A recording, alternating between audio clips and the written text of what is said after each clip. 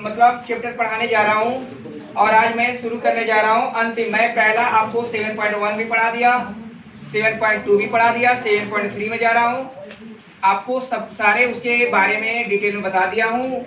अगर किसी को समस्या कहीं हो तो कृपया आप क्वेश्चन कर सकते हो, हम बताने के लिए तैयार हूँ।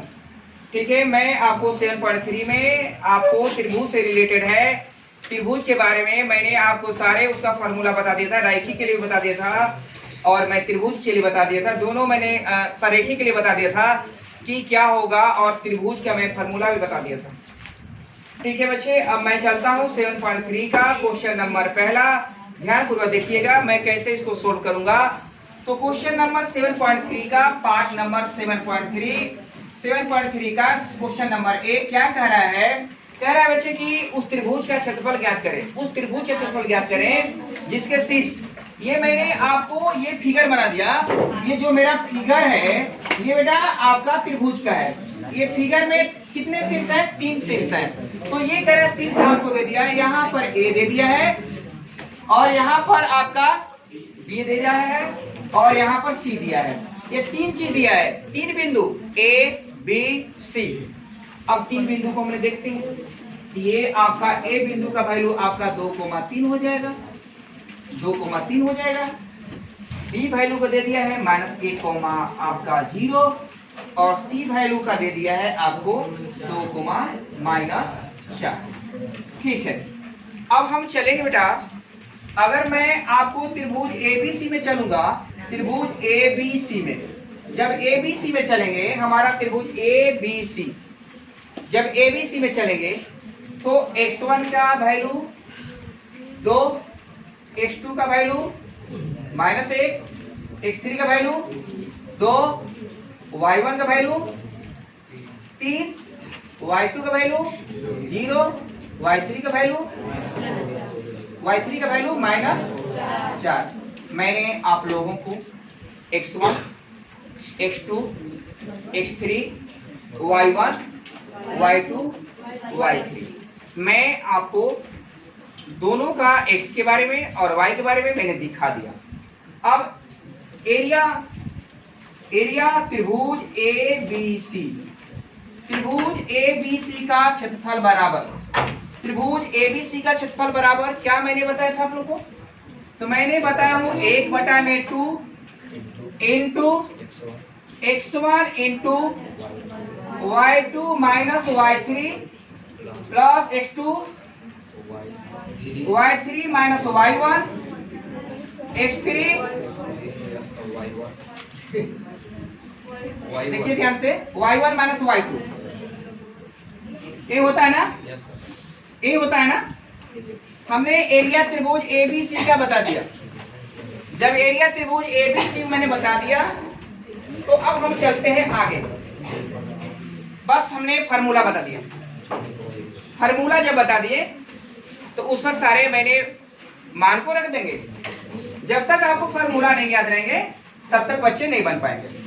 तो एरिया त्रिभुज एबीसी मतलब एबीसी का क्षेत्रफल होता है 1/2 into x1 y2 minus y3 plus x2 y3 minus y1 x3 y1 minus y2।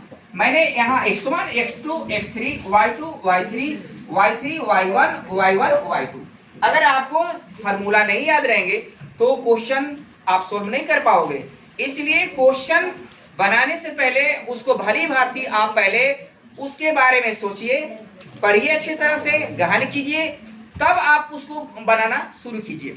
आप अब चाहोगे तो हम रट के रखें, तो रट के आप मैथ नहीं बना पाओगे। मैथ बनाने का प्रोसेस एक नहीं होता है, मैथ बनाने का प्रोसेस कई होते हैं। आप कई विधि से बना सकते हैं मैथ, की नहीं कि हम आपको मैथ बना रहा हूँ ये विधि बना पाओगे, नहीं नहीं नहीं।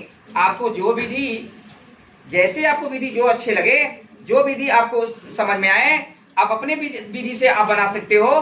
बस उसका प्रोसेस सही होना चाहिए। अगर बच्चे प्रोसेस सही है, मैथ का बनाने का तरीका सही है, तो आपको कोई समस्या नहीं होगी। अगर देखिए, अगर कोई भी क्वेश्चन मैथ में क्या है कि मैथ में बनाने से पहले उसकी फार्मूला आपको सही याद रहनी चाहिए।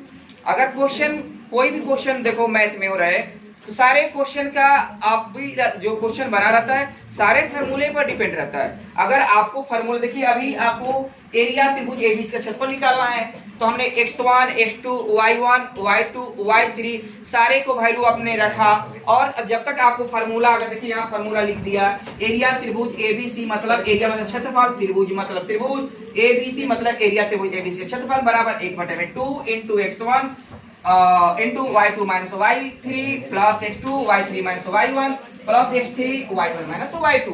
अगर बच्चे अगर आपको याद नहीं रहेगा तो कैसे बनाएंगे, नहीं बना पाएंगे, इसलिए फार्मूला आपको याद होना बहुत जरूरी है बच्चे। तो यहाँ रखते हैं हमने 1/2 इंटू x1 के वैल्यू 2, y2 का वैल्यू 0, y3 का वैल्यू तो यहाँ -3, तो सॉरी y3 का -4 है तो माइनस गुणे माइनस प्लस हो जाएंगे 4, और x2 का वैल्यू क्या है बच्चा, माइनस आपका 1 आ गया, माइनस जब 1 आ गया तो प्लस गुणे माइनस बराबर यहाँ क्या हो जाएंगे, माइनस हो जाएंगे आपका 1।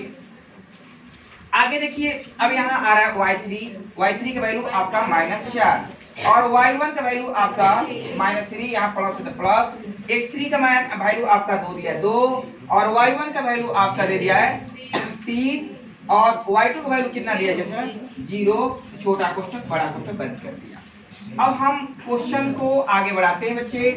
तो यहाँ लिखेंगे 1/2, कोष्ठक में यहाँ लिख देंगे 2 बच्चे, 2 0 और 4 को जोड़ोगे तो 4 होगा, और यहाँ -1 तो -1, 4 और 3 दोनों माइनस में है तो 4 3 माइनस कितने हो जाएंगे, 7 हो जाएंगे, या प्लस 2 है तो +2 लिख देंगे, और बच्चा 3 में 0 घटाएंगे तो हमारा 3 हो जाएगा आपका, इसके बाद कोष्ठ हो जाएंगे 1/2 हो जाएंगे। अब यहाँ मल्टीप्लाई करिए, कोष्ठ तोड़ते हैं तो 2 गुणे 4 2 चौके 8 हो जाएंगे, माइनस गुणे माइनस जब तोड़ेंगे तो प्लस में आपका 7 हो जाएंगे, और ये बेटा तोड़ेंगे या प्लस है, ये भी प्लस है, प्लस गुणे प्लस प्लस हो जाएंगे, 2 में 3 का मल्टीप्लाई करेंगे तो 6 हो जाएंगे।